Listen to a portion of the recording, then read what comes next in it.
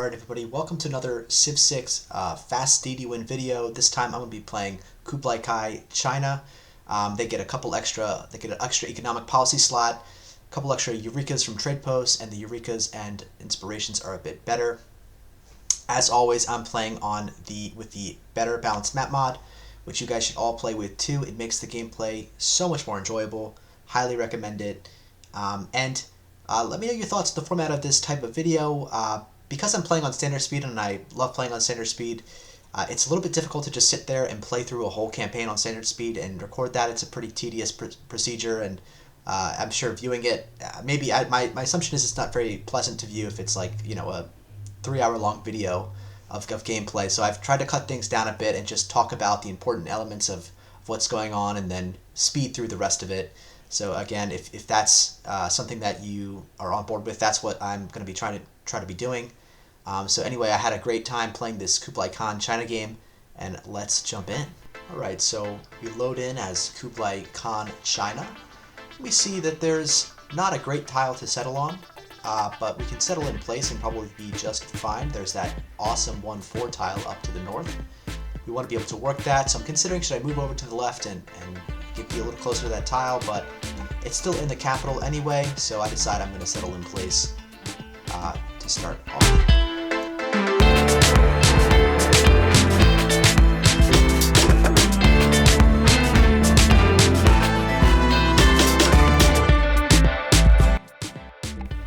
So here I'm debating whether or not I should be going into animal husbandry because I've got those camps and maybe I'll find horses, maybe I won't.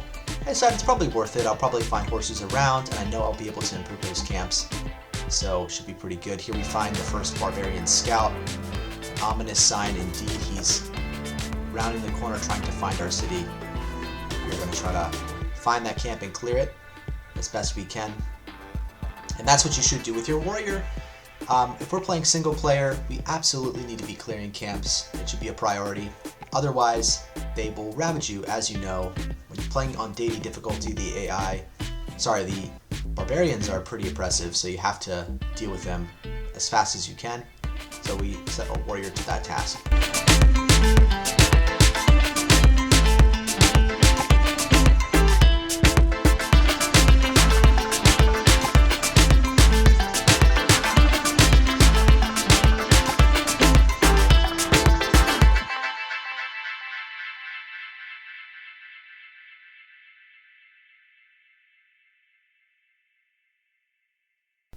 So I see here that the scout does kind of get around, and because I don't have the policy card in, he's going to alert the camp to my presence, and unfortunately the barbs are going to start spawning.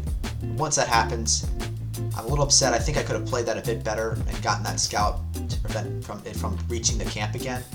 But I'm mad because I did focus on trying to kill that camp, but still, there's nothing you can do. You just have to back up, and we're definitely not going to be able to get a builder at this time. We're going to have to just get that settler and run away from the problem. So that's really sad. But as you'll see, even though this happens, we'll still come back and make this a really good competitive game. So, you know, if one camp comes at you and you have the tools to deal with it, don't get too discouraged. You know, you might be able to come back and win if possible. Here we finally get that barbarian combat strength card plugged in, which I would have loved to have had a little bit earlier against that scout. So I could have 2-hit the scout. Oh well.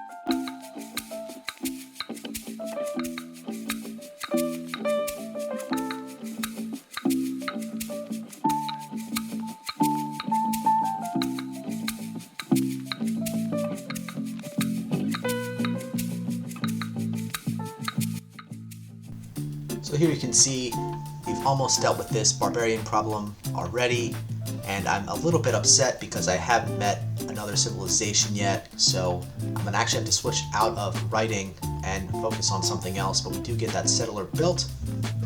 But we're going to switch into mining so that we maybe can chop some tiles. We've got a quarry tile we can improve as well, so maybe worth it, but I would have loved to just continue right through getting campuses and stuff right on to commercial hubs.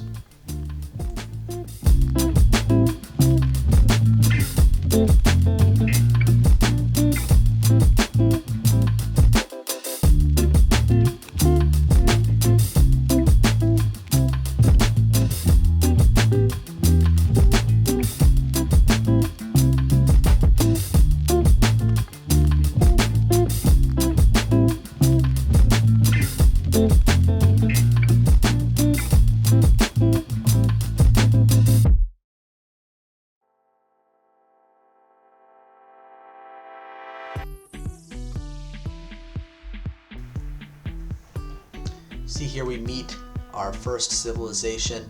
And again, if you haven't heard about this strategy, we don't show them we're a capitalist, but we do send them that delegation to try and prevent them from being hostile towards us. And they accept that delegation graciously. We're very happy about that. So that's lovely. And we've kind of about to deal with this camp, and we are able to sneak into the camp. And we're just going to clear that as soon as we can because we don't want them spawning anything else. Hopefully our warrior is able to survive, and we are finding a lot of empty space out towards our east. So perhaps we have a lot of settleable land after all. Yeah, plenty of space here. Already we can tell that. So we do clear this camp, and that's very nice.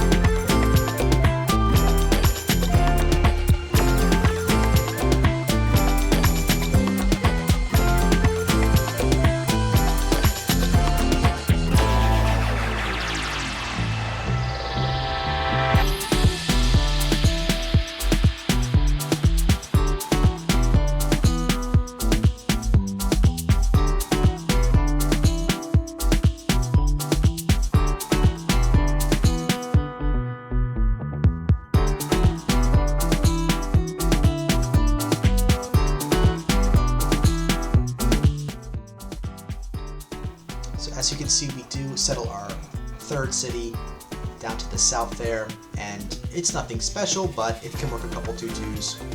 That's perfectly fine. And we can see we get our pantheon appears up on the screen there. We are going to pick, it'll show you in a second, we're going to pick the camp pantheon to make our camps a little bit better. And we are looking for ways to make money. We are looking for ways to increase the production in our cities. It's looking a little bit tricky. We don't have a lot of money right now, but we got the camps coming on. We're going to improve the horses eventually. We want to find time to buy that awesome tile to the north, that 1-4, and then improve that as well. We also want to get a trade route, so there's a couple competing things going on for how we're going to spend our money. And that's kind of one of those things you've got to navigate in the early game about picking what is important. And I believe what I end up doing is I pick that tile improvement as perhaps the most important thing to improve. So I get that awesome tier tile improved, and then I end up getting that trade route purchased. I believe I do purchase it. But I'm going to stay on 3 cities for a while. The plan is to build Temple of Artemis in this game. And so that means I'm not going to settle that 4th city. I'll just build the wonder first and try to make sure I secure that wonder. Now, there's still no guarantee you get it, even how late it is already. Sometimes the AI will prioritize it, but we do end up getting that wonder this game, and that is pretty lucky for it.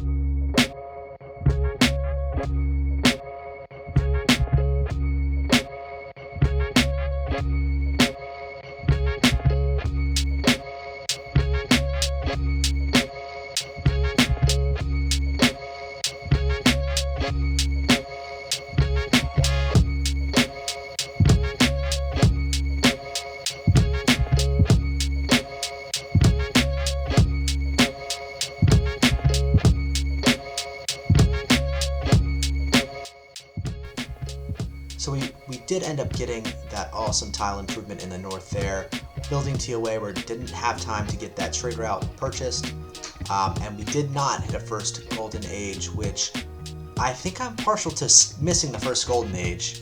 Not necessarily going dark age because you don't want to lose loyalty, perhaps, but missing that first golden age makes the second one so much easier to hit. You don't really have to adjust your game plan at all.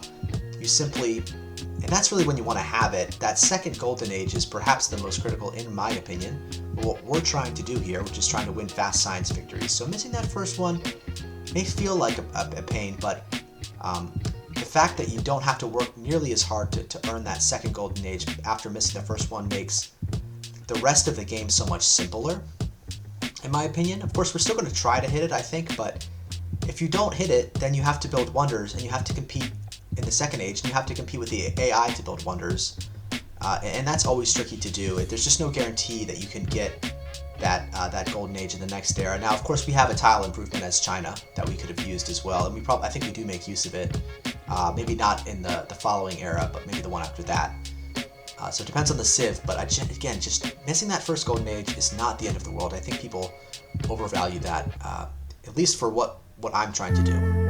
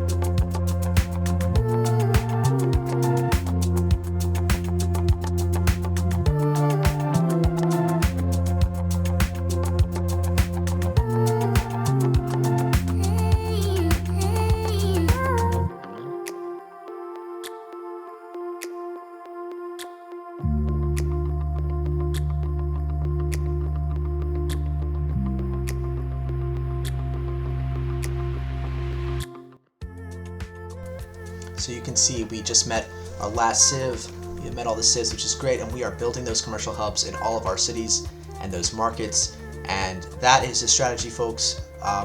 We'd like to have probably one more city doing this, but because we got TOA, we are a little bit slow to that fourth city, but that's okay. In our 3 cities, we're going to build markets and trade routes, and again, we're going to connect as many internal trade routes as we can. Before we start settling cities, we're going to get our market and our government plaza built in our capital before we start settling cities, and that is a little bit slow, but because we got TOA, eventually that tempo is going to be pretty outrageous and it will pay off. You just gotta trust. TOA is almost always worth it, especially if you can get a couple of good camps in that city. So we're a little bit slow to start, but we will definitely catch up.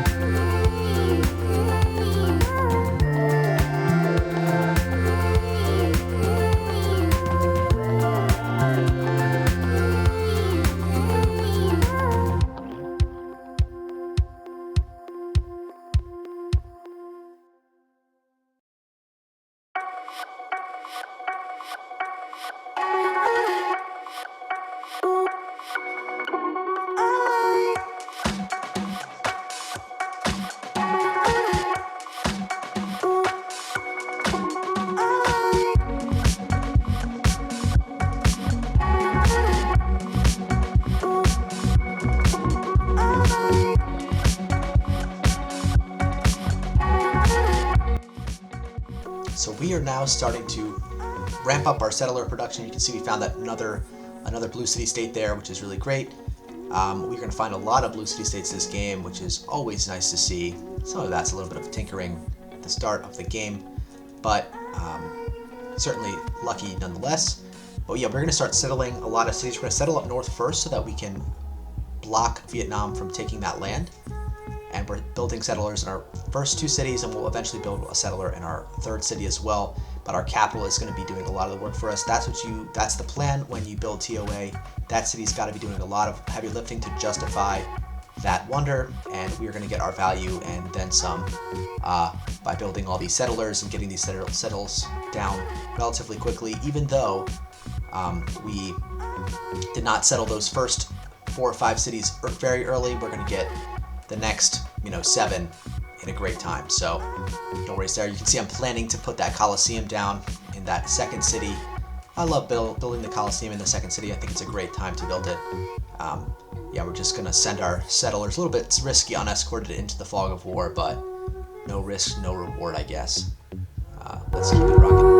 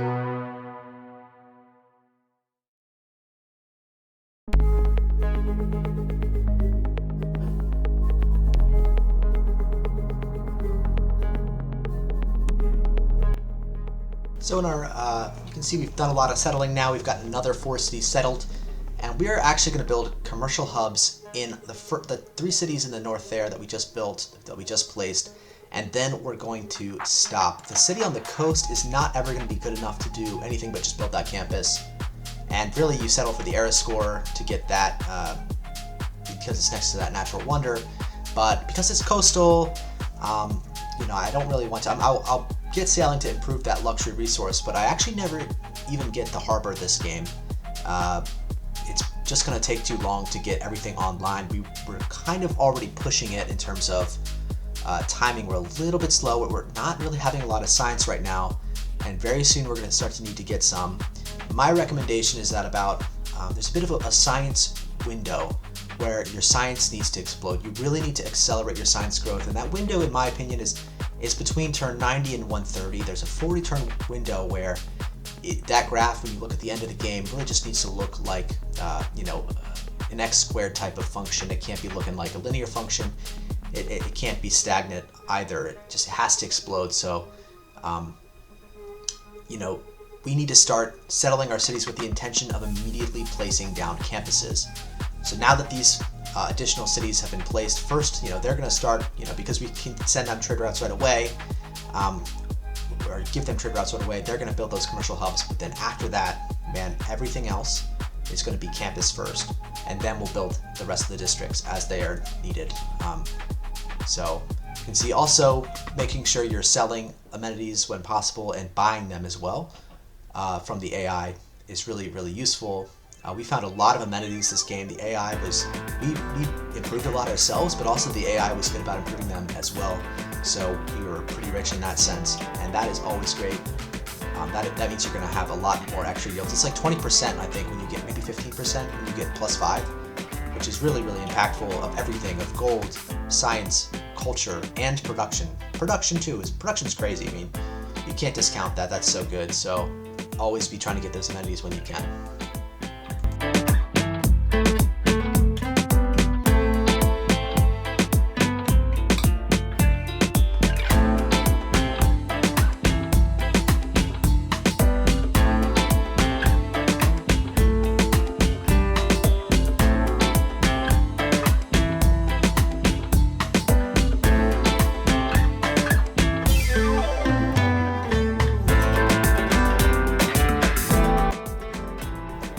See there, a second ago I was frantically pointing down south, looking around and realizing, oh my gosh, I cannot build Kilwa in any of my cities right now.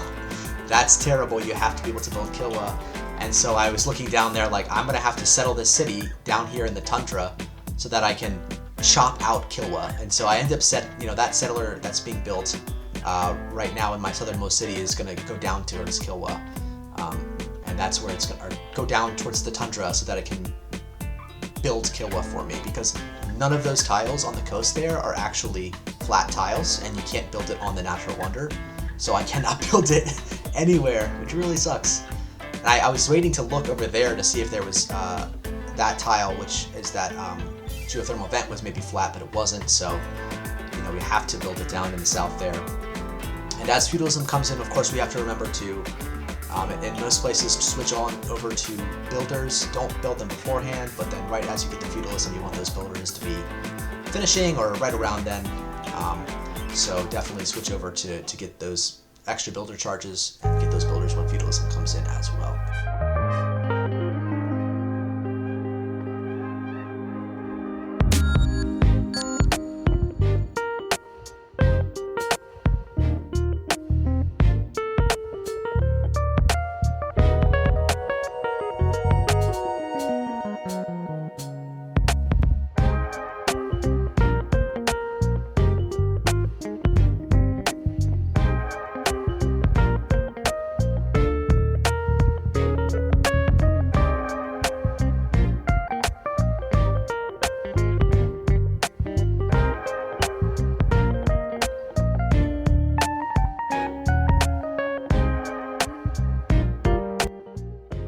So as we tick over into the medieval era, we do get a golden age, and we are going to go for monumentality here, even though we don't have a lot of gold per turn actually, but we do want monumentality.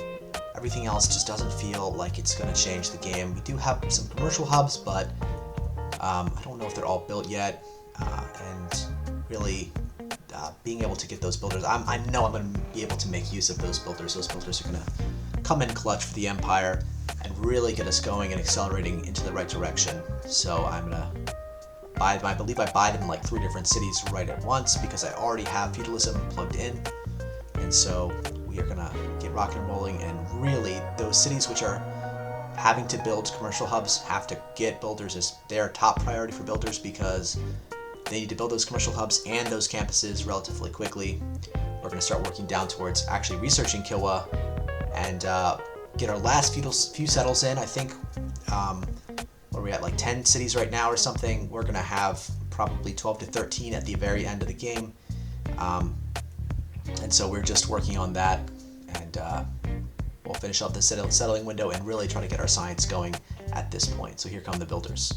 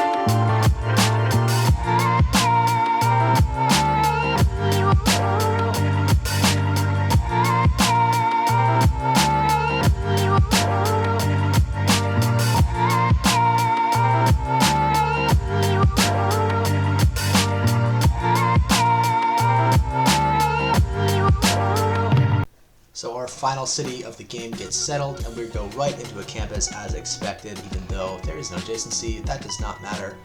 We have found a lot of scientific city-states in this game. I think we found 6. Kilwa is almost done in the south there. It'll take all 6 chops to get that cleared out. As you can see, we're not quite done yet. We're a little bit pushing it in terms of risking the AI taking it. It'd be really, really bad if the AI took it, so I'm glad I did spot that I needed to build Kilwa when I did, but I completely forgot about it, to be honest, when I was settling my second round of cities. As you can see, we're sending these external trade routes as well to our neighbor, and I'm sending them for culture. Generally, I like to send them for culture. It's a good way to get that culture up when you otherwise really wouldn't have another way to generate the culture. I'm not getting cultured by sides anything, except for Colosseum. It's the only thing giving me culture at this time, and those trade routes. I don't have any improvements. I'm not building Great Wall tiles to get culture. I don't have any districts for it. But as you'll see, I think we end up being just fine, even though we don't have a lot of culture gen. But having a little supplemental culture is always quite nice.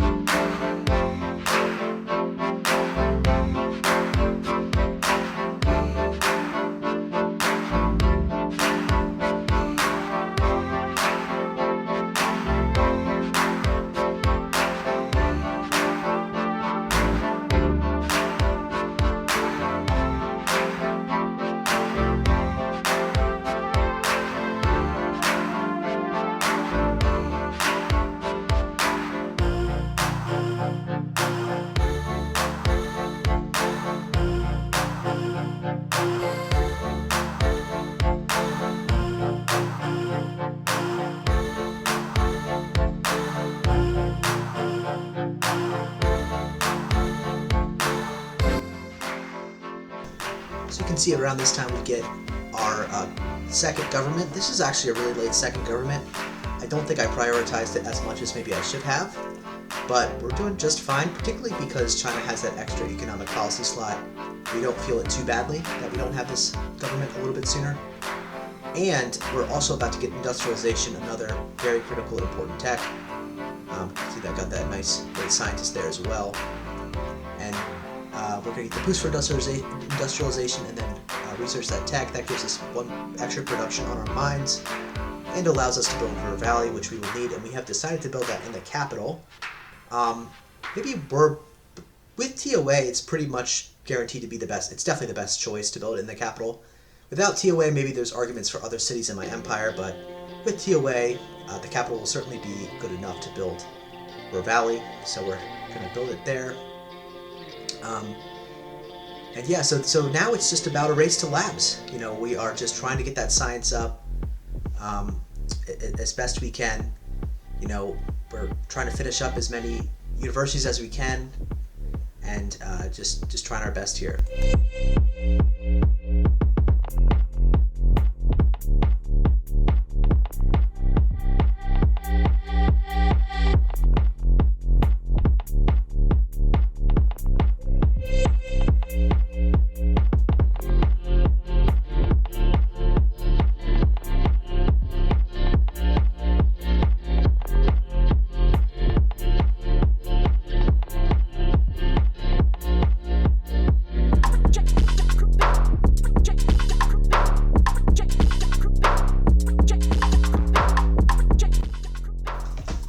around this time, we are nearing the end of our science window.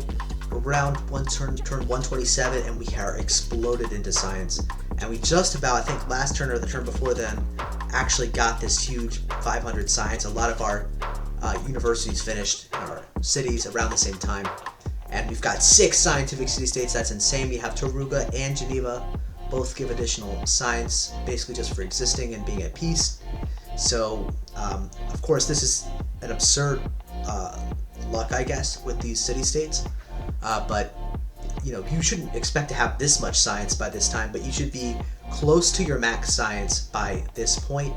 We'll get even a little bit more as a couple additional cities which have not built campuses yet finally get those campuses built, like Xi'an, our second settle, does not have a campus yet, but once that has a campus, we'll have, you know, as much science as we could ask for. But yeah, this is what I mean. And of course, our last city down here also, we're gonna buy those buildings. But hitting that science window, if you are kind of wondering whether or not you can build a commercial hub in a city that you're one of your expands, my advice to you is, do you think that city can also build every single thing like a university by the end of the science window if it builds this commercial hub first? And if the answer to that question is no, then you should build the campus first. And then, you know, if you want to go back and get the commercial hub to give additional trade routes to send from your Ruhr Valley city, that's fine. But you should always be kind of thinking about, you want to be hitting your max science by this time, around 130. And if you're not really playing. You're gonna leave yourself at risk of not hitting the science threshold that you need to get to labs in time, and then to get to the spaceport in time. So the rest of this game, up until we get the spaceport built, is all about getting to that spaceport as quickly as possible, so we can place it as quickly as possible, so we can work on building it as quickly as possible, because, you know, everything kind of ends up being science limiting, because the sooner you build the spaceport, the sooner you get the projects done, the sooner you get moon landing done, the sooner you get your next government. So all of it kind of compounds, and none of it can really happen in time if you're not hitting your science window by around turn 130.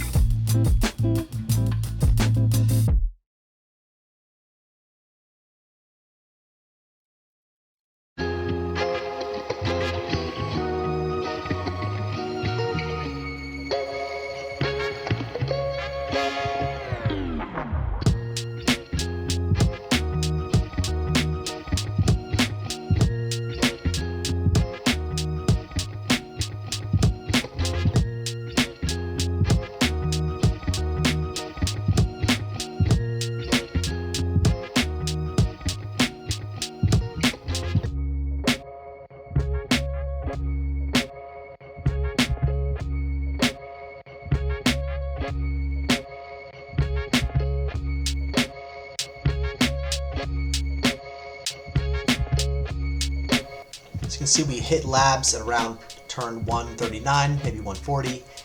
No, 139, and we are going to switch everything over to research labs and build those as quickly as possible. Definitely should be trying to hit labs before 145 if you want to win under 200 turns. We are comfortably under that number, so we're feeling pretty good about our chances here. Plus, we've got all these additional scientific city-states. We're really feeling quite good. And luckily, we got a lot of chops on set up for our spaceport city. Actually, Beijing has like 3 chops we'll use to make that spaceport get placed a little bit faster, which is kind of nice. And yeah, you can see my culture has suffered quite a bit this game, not getting boosts and all that. But as we'll discuss later, when it comes time to it, it actually ends up being okay. So let's continue on and just build all these. From this point, it's pretty simple. We just build the labs and then build all the spaceport projects. We're not going to do a late war because we have Geneva. So it's just about kind of optimizing that process. A couple more interesting moments, but from here, it should be smooth sailing.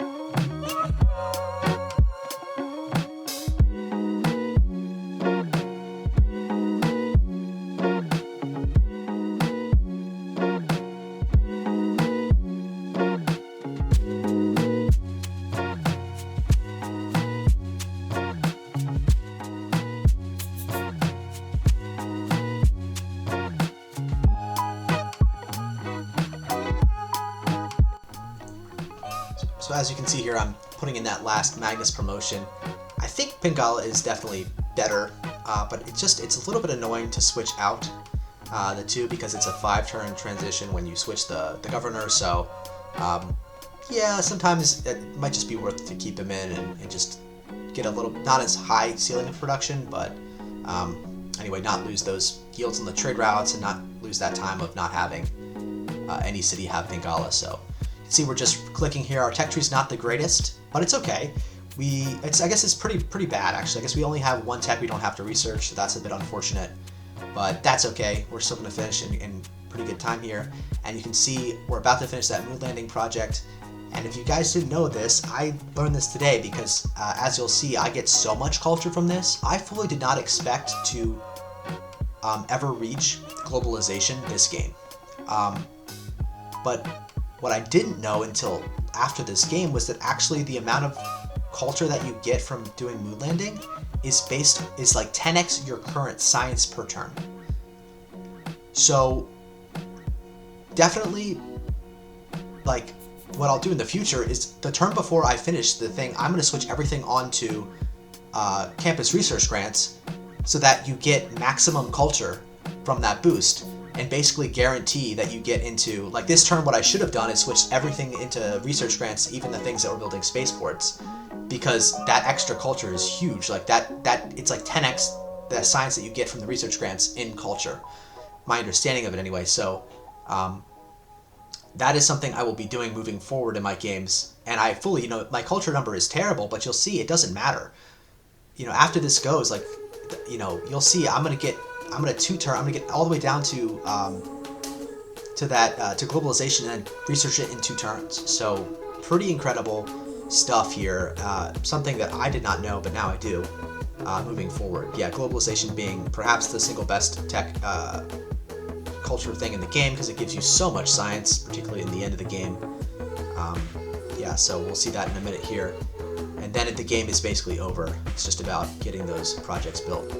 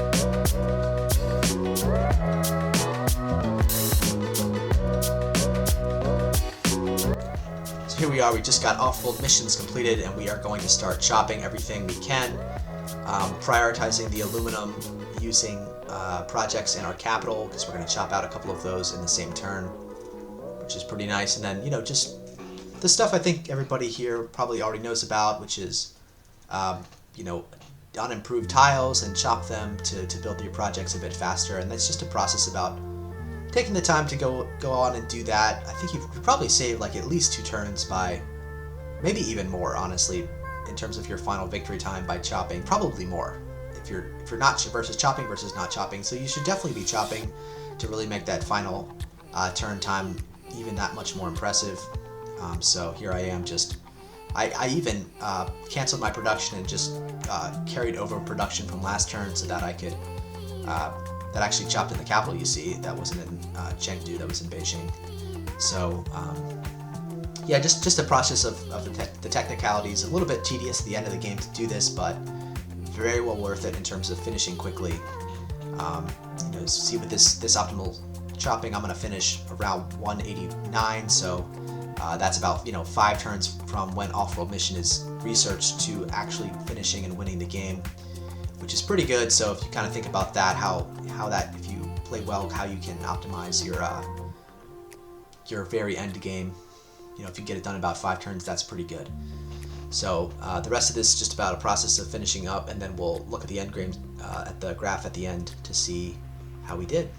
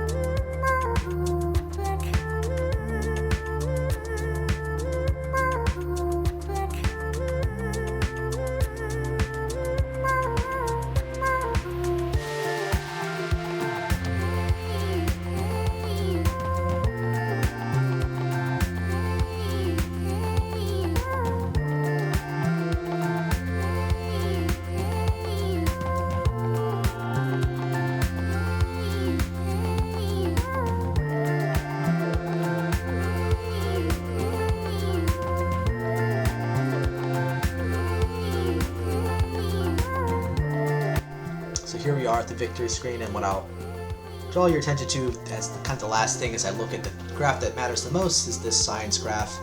Science is almost always limiting in your science victory games, obviously, and here I'm just highlighting that science window, that jump, that exponential or accelerated growth. Definitely not linear growth, definitely not stagnant growth as I had for most of the game. It's that window you really got to ramp up. Now this game, it was absurd because we had 6 scientific city-states, but even when you don't have that many, it should still look something like this in terms of the structure of this graph.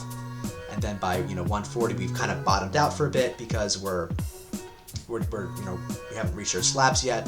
And once we start getting our labs built, you know, you can see the science jumps up again, and then again at the end when we have globalization. So the most important aspect is that first jump. You really have to hit that first jump at the right time. If you're late to it, everything else falls apart. So hitting that first jump in time is really, really valuable. You can see the game ended at 189, so pretty happy with that. And that is it. Thanks for watching.